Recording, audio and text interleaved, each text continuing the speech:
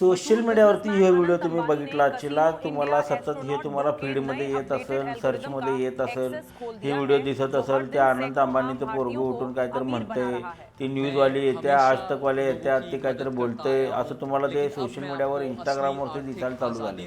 तो जे जे कम्युनिकेशनवाला तिथं कोण तिथे गिफ्ट वाटायचं बंद केलं आहे, गॅजेट बांटना बंद किया है. अभी उन्होंने एविएटर काय आहे ह्याचं हे काहीतरी तिने लोकांना सांगायला चालू केल्यात. मग पैसे इन्व्हेस्ट केले की लगेच 500% डायरेक्ट तेवढं तुम्हाला ते हे मिळणार आहे. आता मला माहित आहे की ही लोक अशा जाहिराती करू शकत नाही, करत नाही. ना आज तक असं काही फुटेज दाखवल, ना ती न्यूज रिपोर्टर कधी येऊन कुठं बोलल, ना तो आनंद अंबानी यांचा मुलगा कुठे येऊन काय बोलेल.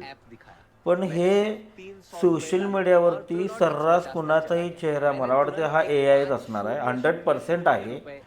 कारण खरा असता तर त्याला ते 5 लाईक 10 लाईक 15 लाईक आणि कुठल्या तरी फॉरेनच्या अकाउंटवरनं किंवा वेगळ्याच अकाउंटवरनं ते पोस्ट झाले नसते, ते त्यांच्या पर्सनल अकाउंटवरनं पण पोस्ट झाले असते. मला काय म्हणायचं आहे, एवढी ताकद येता कुठून? आता तो काय नाव त्याचं माहीत नाही, त्याचा फोटो टाकतो इथे मी, कारण मला नाव आठवना. याला आपण बघितलं आहे की हा आपला रमीचं ॲड करतोय, दम है तो आओ असं काहीतरी. म्हणजे सोशल मीडियावर वेगवेगळ्या पेजच्या माध्यमातून वेगवेगळे अकाउंट्स काढून का तुम्ही म्हणजे का असं व्हायला लागले? देवा परमेश्वरा, हे जाऊन कुठं थांबणार आहे? कुठल्या लेवलला जाऊन थांबणार आहे? का गव्हर्नमेंटनंच ठरवलं आहे का की अशा लोकांना मुभा द्यायची, सूट द्यायची आणि एकदाचा हा भारत कलंकित सोडून या भारताचा विध्वंस करून सोडायचा आहे? सरकारनं यात लक्ष घालावं. आणि मुळात काय माहिती आहे काय, या सोशल मीडियावरती आहे ना, हे तुमच्या माझ्यासारख्या लोकांच्या चुका आहेत. सत्य माहीत नसते, खरं माहीत नसते, काहीतरी बरळायचं, काहीतरी बोलायचं, कोणाला तरी मापं काढायची, जा भीक लागून घ्या, जा मरा, जावा, आम्हाला काय देणं नाही आणि घेणं नाही.